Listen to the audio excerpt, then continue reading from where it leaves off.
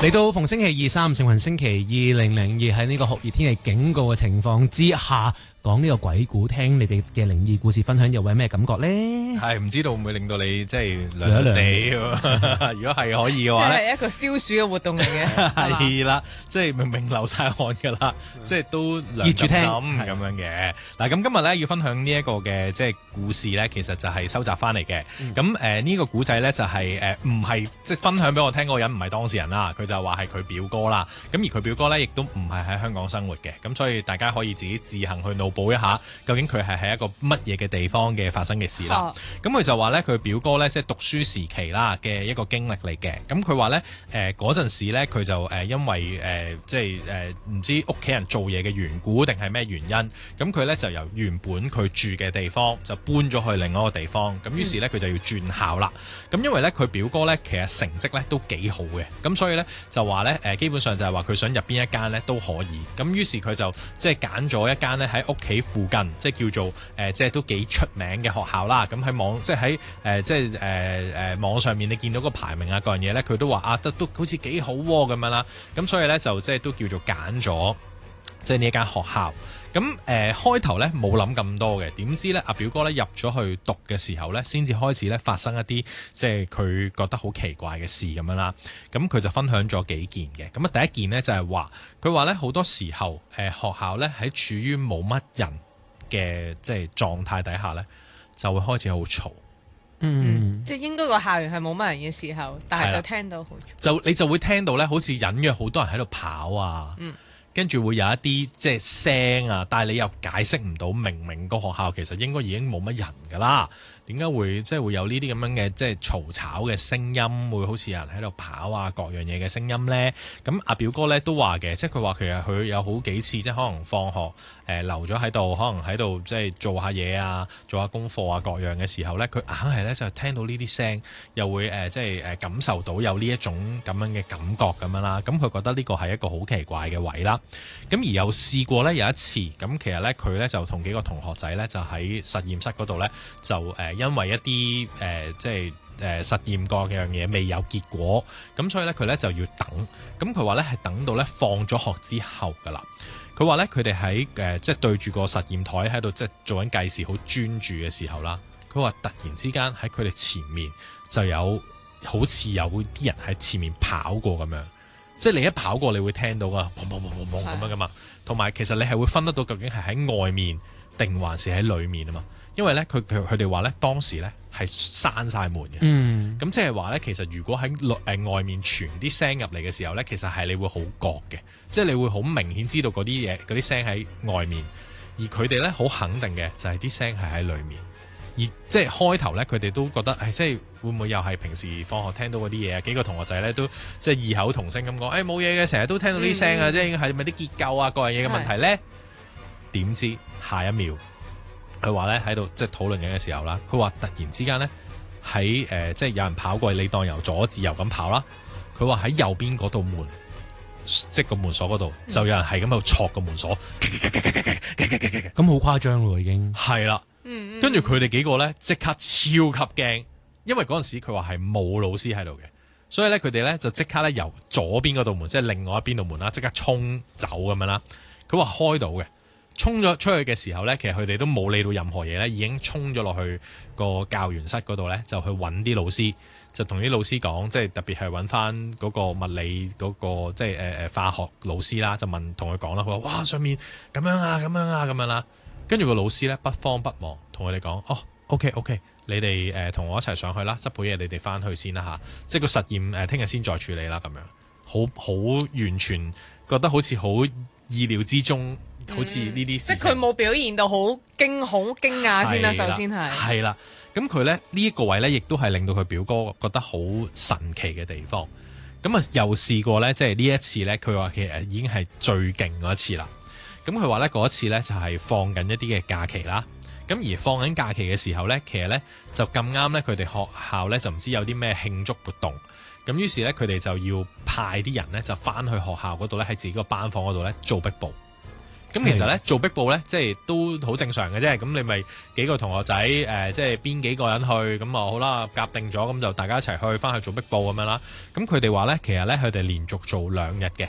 佢話第一日咧就相安無事嘅，去到第2日，佢話去到即係中間嘅時間咧，佢話唔知點解咧即係啲同學仔咧突然之間咧就唔知點解消失咗啦。咁啊得翻表哥同埋另外仲有一個同學仔。咁佢話咧，佢哋當時咧其實已經去到尾聲嘅時候啦。咁啊表哥咧就話：我有啲攰啊，我想瞌一瞌啊咁樣啦。咁於是咧，阿表哥咧就即係唔知係咪飯氣攻心嘅關係，佢就仆咗喺個台面嗰度咧，自己班房啊嚇，仆咗喺度就瞓着咗。佢話喺發夢嘅過程裏面咧，佢見到啲乜嘢咧？佢話係突然之間咧，有人拍嗰張台，即係佢係好似喺嗰個即係課室裏面啦，有人拍嗰張台，醒啊醒啊咁樣。咁跟住之後咧，佢一起身咧，佢話佢眼見到嘅係乜嘢咧？就係好似即係周圍咧你當好似係災難現場咁樣。嚇，係啦，災難現場。係啊，跟住啲同學仔係咁同我快啲走啦，快啲走啦咁樣。跟住佢話咧，佢起身咗之後咧，佢係無論如何點樣走都好，佢離開唔到學校。哦，即係好似入咗結界咁樣啦。係啦，佢話點走都好，點樣。即係佢係有行到嘅，佢有走到嘅，佢好迷路。迷路啦，總之就係你點行點走，佢話點樣都離開唔到學校嘅。跟住咧，佢話咧係即係去到最尾咧，佢係驚醒咗嘅。係啊，佢頭先嗰個係個夢嚟㗎嚇，佢係驚醒咗嘅。跟住咧，佢話佢一醒咗嘅時候咧，佢話佢成身咧係即係濕晒、流晒汗咁樣嘅。咁佢話喺嗰陣時咧，佢話其實呢啲同學咧，佢先見到其他要做壁報嘅同學仔咧，就翻嚟啦咁樣。咁佢就同啲同學仔講，就話我有啲唔舒服啊，我可唔可以走先啊咁樣啦。咁啲同學都見即係都差唔多做完啦。佢話冇所謂啦，你翻去先啦咁樣。佢話自嗰日之後咧，佢表哥咧就差唔多每晚咧都發翻同一個夢，就係喺嗰個課室裏面咧走唔到，即係喺個課室裏面啦，跟住衝去出面啦，喺個學校裏面啦，點走都好都走唔到。咁而再過多咗陣咧，阿表哥係病咗添嘅，即係佢直頭好似係覺得即係自己好似唔知點解無啦啦得到有個重病咁樣啦。總之就係周身唔舒服、唔聚財，間唔中又會發下燒咁樣啦。佢又係嗰啲咧好典型係睇醫生睇極都唔好嘅，係啊。咁於是咧呢個時候咧，阿表哥個阿媽咧就好醒啦，就話不如咧即係帶佢哋去廟，帶佢哋去廟嗰度睇下啦咁樣。咁跟住之後咧，佢話帶咗阿表哥咧去個廟度嘅時候咧，阿表哥咧係突然之間 feel 到咧，好似即係精神咗咁樣。佢話係唔知點解㗎，係去到嗰一刻就精神咗。跟住佢話入到去裏面咧，去拜神嘅時候啦，即係做齊晒啲即係基本要做啊、燒衣啊各樣嗰啲儀式啊，做齊晒之後咧，咁於是咧佢哋就走去問嗰啲廟祝啊嗰啲咁樣啦。咁嗰啲廟祝咧就同佢講，佢話阿仔應該係即係撞到啲嘢啦咁樣。咁佢話咧即係佢哋就冇惡意嘅，佢純粹係覺得好似即係有啲朋友即係多個盤咁樣嘅啫。咁佢哋冇惡意嘅咁樣。佢話你哋就陀住呢個即係平安符啦，即係應該就冇事噶啦，過一輪就冇事噶啦咁樣啦。咁於是咧即係表哥咧就繼續即係調理身體啦。咁跟住之後咧過咗冇幾耐佢好翻咧，咁佢就翻學啦。咁佢話咧翻學嘅時候咧，佢話咧就即係再冇咗嗰種，佢話係好奇怪。佢話再冇咗嗰種即係點講啊？所謂嘅嗰啲怪聲啊，啲跑啊，聽到啲即係有啲奇怪嘅嘢要發生啦。佢話冇咗嗰啲嘢。咁跟住之後咧，佢過咗冇幾耐，咁佢哋咧有一次學校有一個即係活動咁樣啦，就喺個禮堂嗰度咧就進行嘅。佢話咧佢哋個禮堂咧就係喺地下嘅。咁佢話咧一落到去地下嘅嗰個禮堂嘅時候咧，佢話咦，個禮堂裝修過嚟，覺得唔同咗。佢話個禮堂裝修過嚟。咁跟住咧，佢話佢就問啲同學仔啦。咁因為佢自己其實都已經病咗一輪啊，各樣嘢啦嘛。咁佢就問啲同學仔，佢話其實咧我入嚟學校咁耐咧，我都好似未嚟過呢個禮堂喎咁樣。跟住佢嗰啲同學仔同佢講，係啊，你入嚟即係你入嚟呢度讀之前，佢就開始裝修，係啱啱最近先裝修好咋咁樣啦。咁跟住咧，佢即係都好好奇咁樣啦，因為佢同啲老師都 friend 嘅。咁佢又好好奇咁就即係問翻之前嗰啲嘢咁樣啦。咁原來咧，佢喺一個比較 friend 嘅老師嘅口中咧，得出一個故事。咁個故事係咩呢？佢話原來呢一間學校呢，喺好多年前呢曾經發生過大火，係啦。佢話燒咗一半，即係有一半間學校係俾火即係燒咗嘅。咁亦都有相當嘅學生呢係即係喺呢個意外裏面離開咗嘅。咁而呢，佢話嗰個老師都同佢講，佢話我都係道聽途說㗎咋咁樣啦。佢話我都唔知道係咪真嘅，唔肯定係咪真嘅。佢話呢，佢話即係相傳。佢話咧喺呢一個嘅禮堂嗰度咧，佢話有一啲即係東西啦。佢話係特登 set 咗喺度鎮住嘅。佢話係啊，有啲咁嘅有相傳咁樣咯。咁跟住之後就我哋都係道聽途說嘅，即係我哋都唔知係真定係假嘅咁樣啦。跟住咧，佢哋有冇講係邊啲啊？例如有冇講嘅？即係有冇講係例如邊啲 setting 咧？就係。即係攞嚟震或者個交叉咁樣，佢哋又冇講嘅，佢哋我諗應該懷疑可能係喺啲地下啊各樣嘢咧，可能有啲嘢有擺咗喺度咁樣啦。咁跟住之後咧，阿表哥就話：其實咧，我之前一直喺度咧都有聽到啲奇怪嘅聲，即係有啲喺度跑啊，有啲咩古靈精怪嘅嘢發生啊嗰啲咁樣噶啦。咁跟住之後咧，佢講咗俾呢一個相熟嘅老師聽咧，跟住過咗幾日之後，呢個相熟嘅老師咧翻嚟匯報翻佢收集到嘅資料，佢話咧原來咧。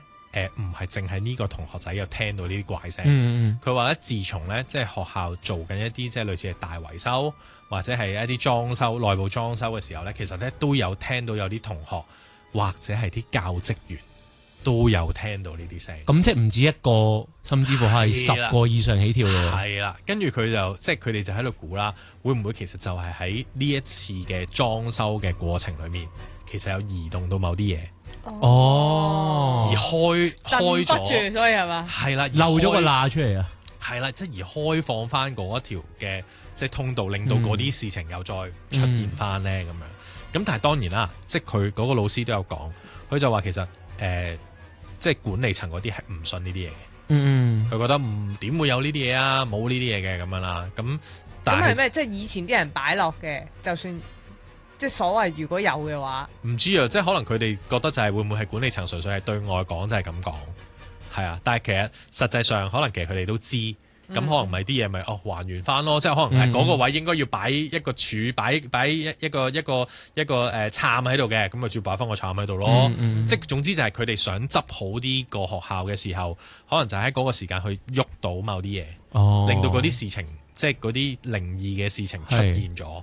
係啊，咁而阿表哥就好唔好彩地就經歷咗嗰個即係喺嗰個即係節點裏面嘅一啲事情咁樣咯。頭先你咪講呢個表哥咧，咪就係話喺自己間房度 book 喺度瞓着咗，跟住一醒擘大眼嘅時候，聽到好多同學講走啊走啊走啊咁樣嘅。係啊。咁如果你諗翻嘅話，就符合翻可能真係大火期間學生們逃生嘅狀況咯。係啊，會講嘅嘢，會講嘅嘢咯。係啊，諗翻就係。所以我咪就係覺得，我聽完呢個故仔嘅時候，我覺得哇，咁阿表哥真係算係好彩喎。因為你唔知道其實後續其實會係有啲咩事，可能佢根本身體上係頂唔順呢啲嘢。咁佢可以真係有咩意外出現都唔定。作為家長會唔會都想個仔離開呢間學校咧？因為佢中過啊嘛，雖然話還原翻啫，但係你知有啲家長好敏感噶嘛，係咪？即係好似斜斜地啊嘛。係啊，即係試過一次就算啦，我哋。但係阿表哥最尾喺嗰度畢業嘅，即係佢就話冇即係有啲乜嘢嘅措施，即係話轉校嗰啲冇呢啲嘢嘅，又或者可能佢根本就冇將呢件事講俾佢屋企人聽。係啊，可能佢屋企人都純粹係覺得就係會唔會喺外面惹到啲乜嘢啊？即係撞到啲乜嘢靈異嘢啊咁樣。佢又或者係啊，識個校長。呢個就真係唔知啦，係啊，呢個就真係冇嘥。你去到第間學校就唔會識到校長。但係點知個反差就係忍啊仔，個校長其實本身家業去做道士嘅咁樣。嗰啲嘅陣可能係佢考牌道士係大家唔知嘅。我啱啱聽咗一個校園嘅一個意外，然之後引致到靈異事件嘅故事啦。有冇你哋都喺即係校園範圍，定可能唔一定校園嘅，即係其他嘅範疇嘅地方發生過一啲靈異事件，不論係結界又好，定還是真係見到靈體，都可以打電話嚟我哋今日嘅35成群002嘅，照舊電話 number 18723881872388。繼續我哋3成雲星期2002啊，繼續有酷熱天氣警告現正生效啦。咁啊，大家可以打電話上嚟分享你嘅靈異故事同埋經歷嘅。係，再提醒戶外工作嘅朋友啦，黃色工作暑熱警告都喺3點半嘅時候生效嘅。係，電話旁邊有呢位聽眾喺度嘅，聽下佢嘅分享先。Hello， 你好。喂，係 Hello， 你好，係到我啦，係咪？係啊，點稱呼啊？係我姓李嘅，李先生你好。係咁啊！我嗰個經歷咧就係咁樣嘅。係當時咧就在場嘅就有5個大人，1個小朋友。嗯。咁咧就當年啊已經係依家講翻係20年前嘅事啊。嗯。咁咧就嗰陣時我個女咧都係講緊5、6歲咁上下啦。嗯。咁咧就葵涌近，即係喺楊屋道近德士古道嗰度，咪有啲即係拆咗工廠大廈，重建一啲新型嘅住宅大廈啦。即係當時就係拆嘅時候，唔係拆晒噶啦，拆晒噶啦，起翻一啲新嘅住宅噶啦。係咁當年咧就我大舅咧，佢哋係第一批人啱啱攞到入伙紙就搬入去住噶啦。嗯。咁咧就佢哋新屋入伙，咁我同我老婆、我個女同埋外母咁一齊去探佢哋啦，咁樣咁就大家即係閒話家常啦，喺一間屋裏邊。咁之後咧就到咁上下到晚飯時間啦，咁我哋走啦。咁我同我個女一齊就喺大門口嗰度開門出門口啦。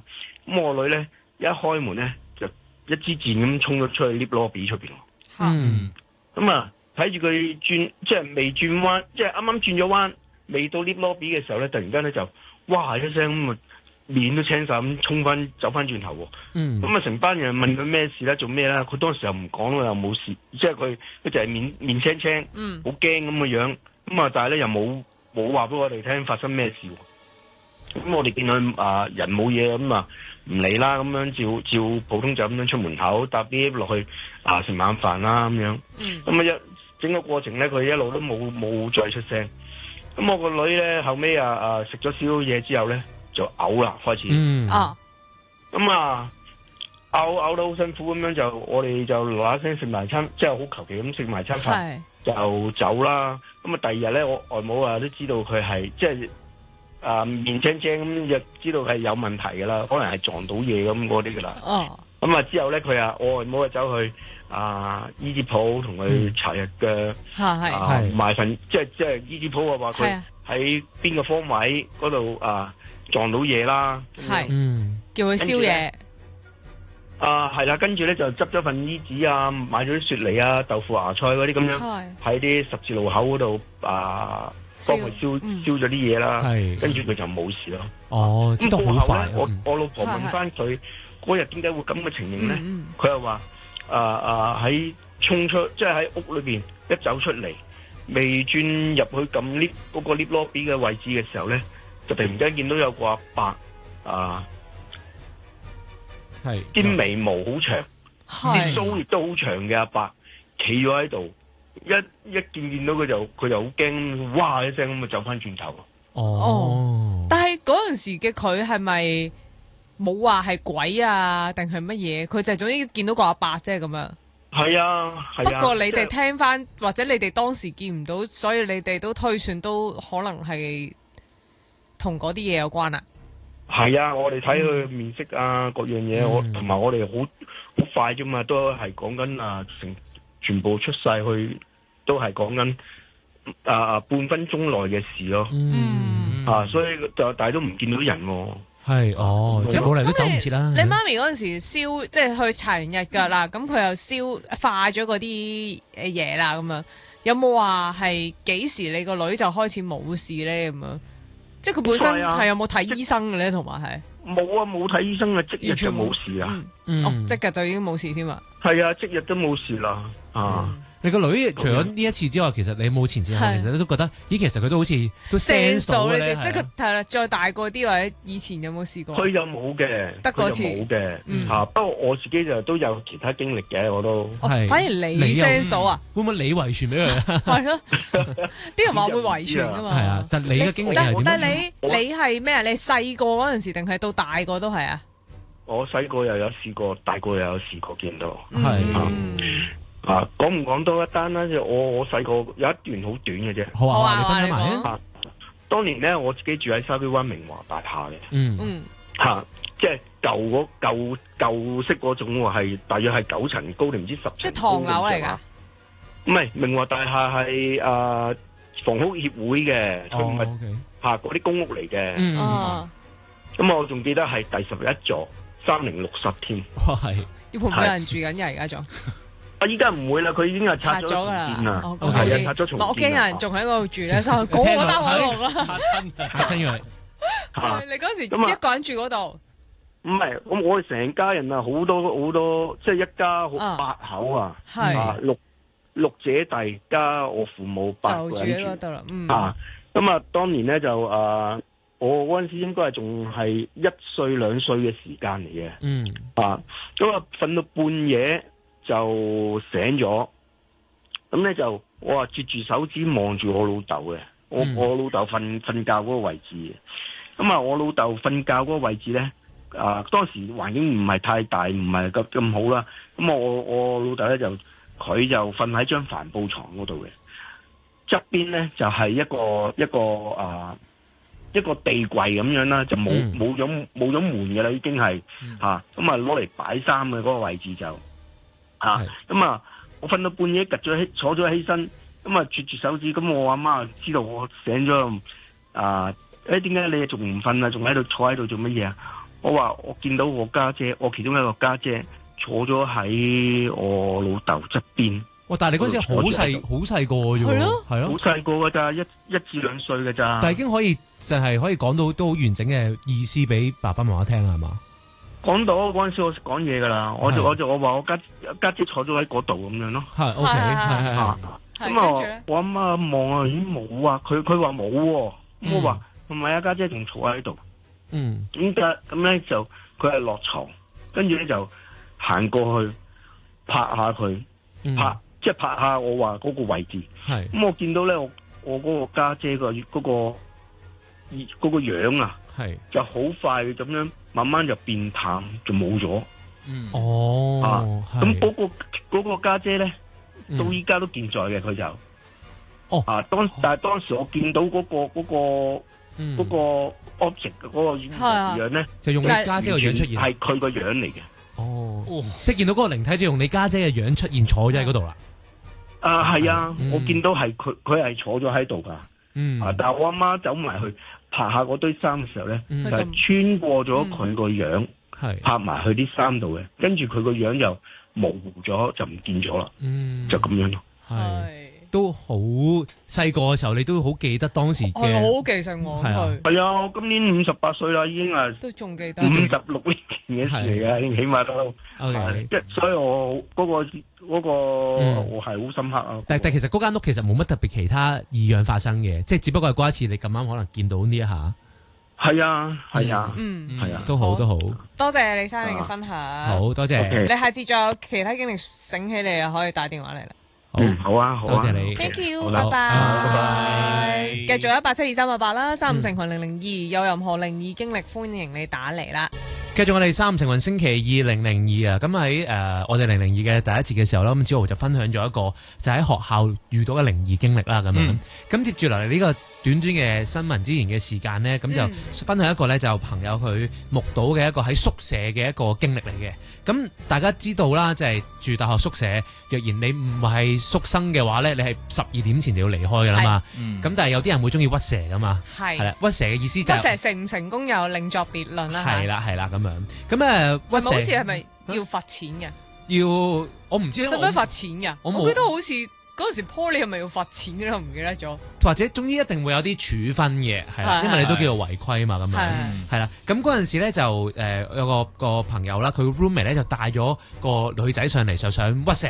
咁嗰啲佢哋點樣 gathering 啲用意就唔喺度講啦，咁樣。咁總之就係11點即係12點鐘咧就係一個 deadline 要截嘅時間啊嘛，即係要走啦。係啦，咁其實佢10點鐘上嚟嘅時候咧，其實都諗住偷偷摸摸喺人群中混入去，即係想避免登記㗎啦。咁第一逃唔過保安嘅法眼嘅，即係知道咧其實你唔係呢度住，咁要登記啦咁樣。咁跟住然之後咧佢就即係上到去啦。咁跟住然之後咧就臨近12點嘅時候，其實就理應就係你要走啦，要做翻登記出去嘅咁樣。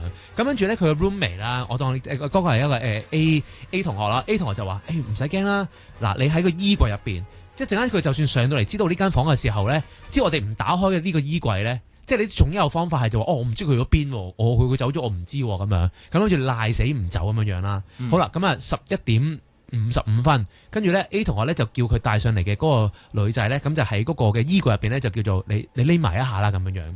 好啦，咁真係啦，12點鐘，咁你又實 Q 打個電話出嚟，喂，你個朋友要走咯。咁 A 同學就話：我唔知佢半個鐘之前走咗咯，可能佢唔記得嘟翻走啊，但係我唔知佢去咗邊噶啦。咁樣跟住就賴落唔關自己事嗰度啦。呢啲係即係比較低劣嘅一啲嘅方法啦。咁樣咁啊。跟住，然之後嗰個 secure 就進行佢哋自己嗰個嘅保安嗰啲程序啦，咁樣。咁咧過咗一段時間啦，咁啊搭2搭3嘅時候咧，咦？似乎咧風聲冇咁緊咯，咁咧諗住咧就打開嗰個衣櫃咧，跟住咧就放翻嗰個嘅女同學出嚟啦，咁樣。跟住想打開衣櫃嘅時候咧，點知呢個女同學喺入邊咧拉住啊！我唔知點樣可以拉住啦，即係唔俾佢開咁樣。跟住然之後個 A 同學就話敲門就話我嚟㗎，冇事㗎，而家可以出嚟㗎啦咁樣。跟住嗰個女同學就喺入邊咧傳出啲聲啊，唔得，唔可以咁樣，好驚啦。咁 A 同學就諗緊佢係咪即係同你玩，同我哋即係玩下咁樣咧？跟住用咗好耐嘅時間啦。咁始終咧男仔嘅力咧係大過女仔嘅，好大力咁樣即係扯開咗道門啦。跟住咧就嗰個女同學咧就兩隻手伸前咁樣。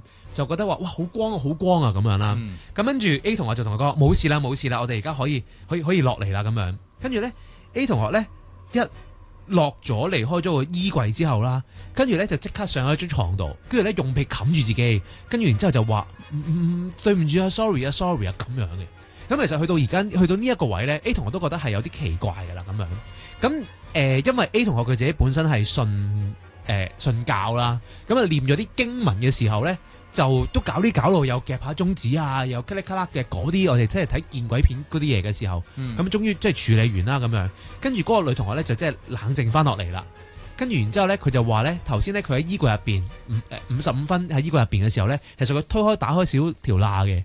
跟住咧佢諗住睇下出邊發生啲咩事嘅時候咧，佢就原本咧就見到即係我認識嗰位朋友同埋 A 同學喺度啦。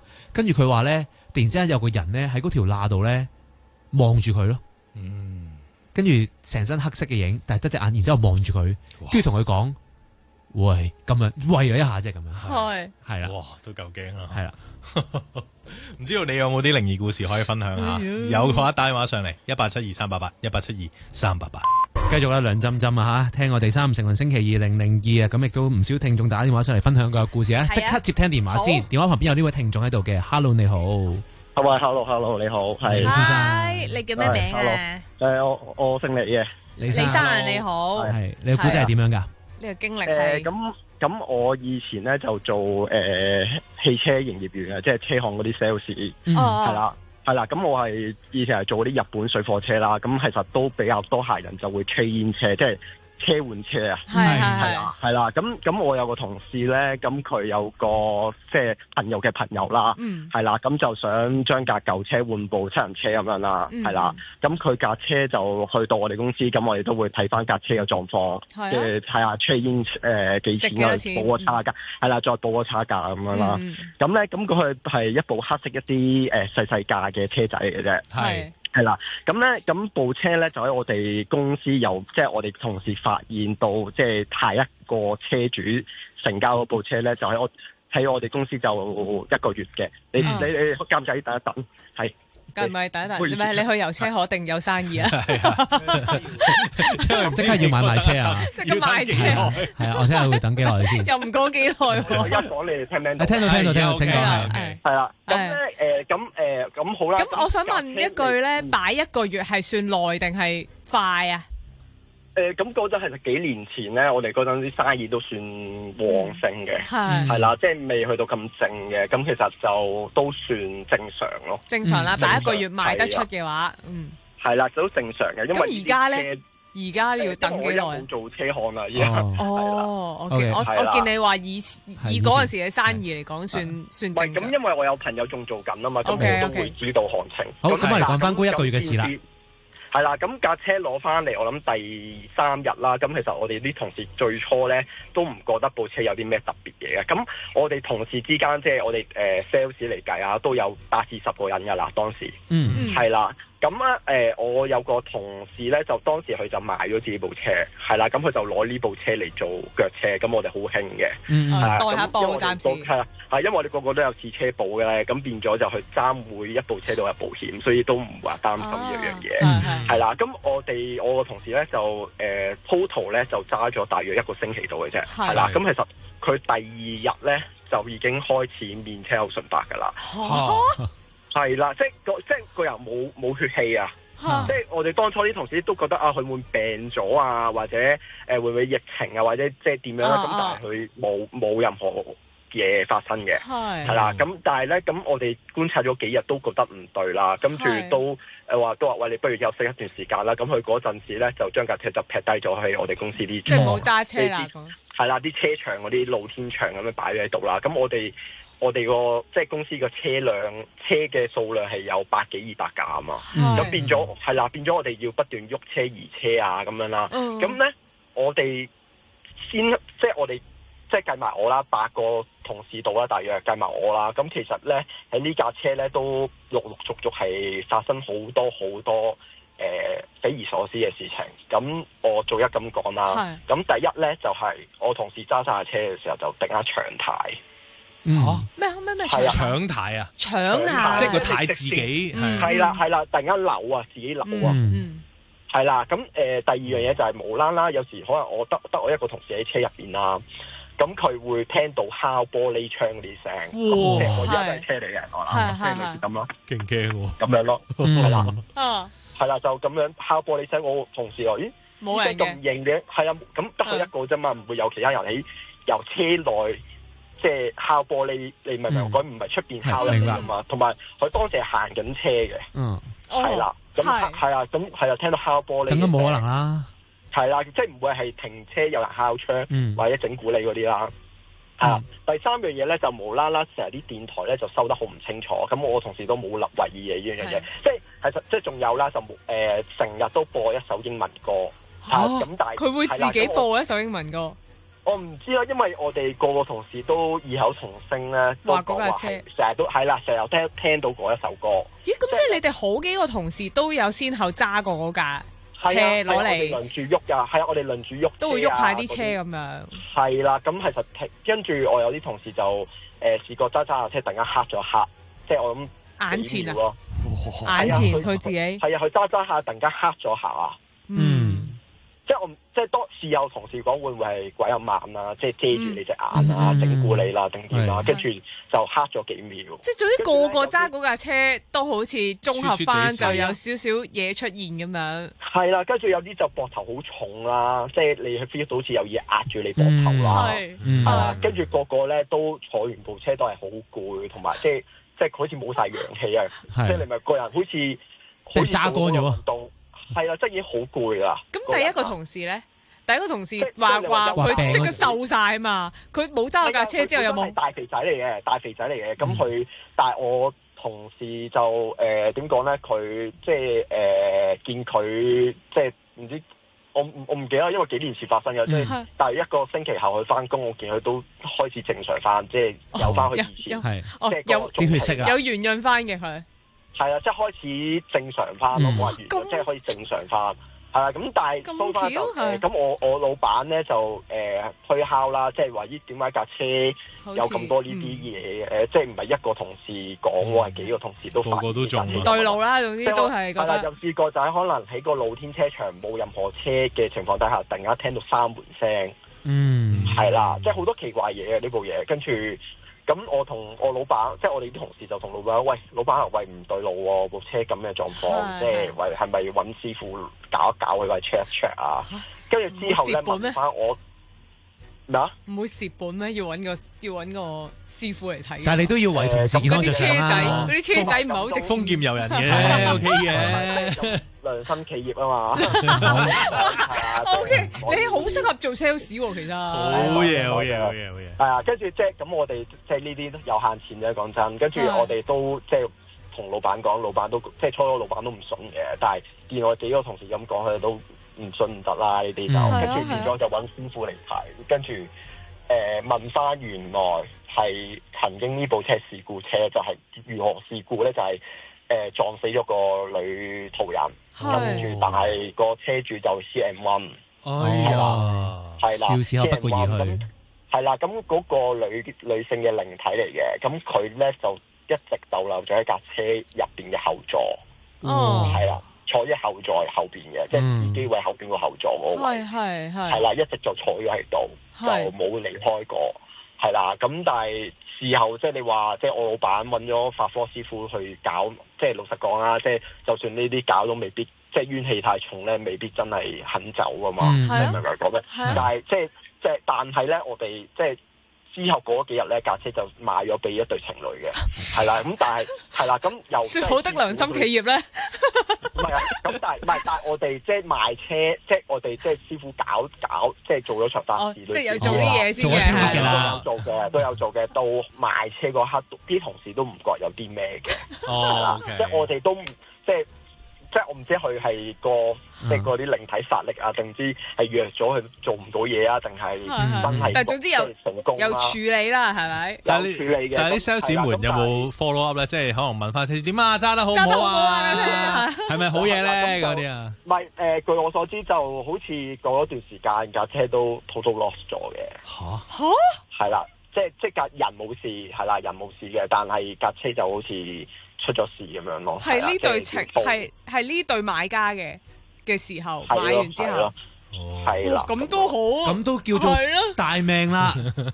咁當然，但係都有啲邪咯。因為我自己都揸過呢部車嘅時候，我都係即係我有啲低敏嗰啲，即係低靈感嗰啲人嚟嘅。我都係即係唔係話馬後炮話 feel 嗰部車有啦，係事前我已經覺得有啲唔聚財。你揸嘅時候，你有唔聚財嘅感覺嘅當時？即係我係好短嘅路程啫，即係可能調下車可能10分鐘內嘅事嚟啫。咁但係已經個人都好唔舒服啊，個膊頭冤，即係你會 feel 到好似好冤嘅，即係你正常你唔會膊頭咁冤噶嘛。你明唔明？但係你會好唔聚財嘅個人。你咁低敏都咁勁嘅時候，其實係咯。我真係好奇喎，咁譬如你以前做呢啲即係買賣二手車咁樣啦，你哋收車嘅時候，自己有冇即係個車行有冇啲咩保障？即係譬如佢今次係師傅講翻俾你知話呢架係事故車，佢撞過人咁樣。咁但係你哋收車嘅時候係咪冇嘢可以即係叫做知架車？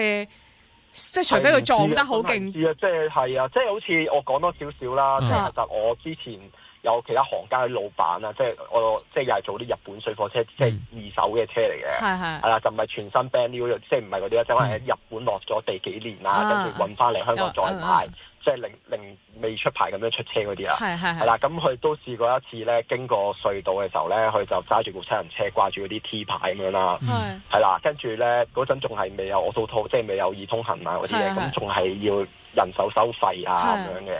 咁佢當時係得佢一個人喺碼頭調完車，即係揸翻去屋企嘅時候咧，佢就見到收費嗰個姐姐話：哇，咁夜都咁多人嘅，咁熱鬧嘅，佢當時係得佢一個人喎。即係架車上面咁夜都咁多人啦，佢意思係。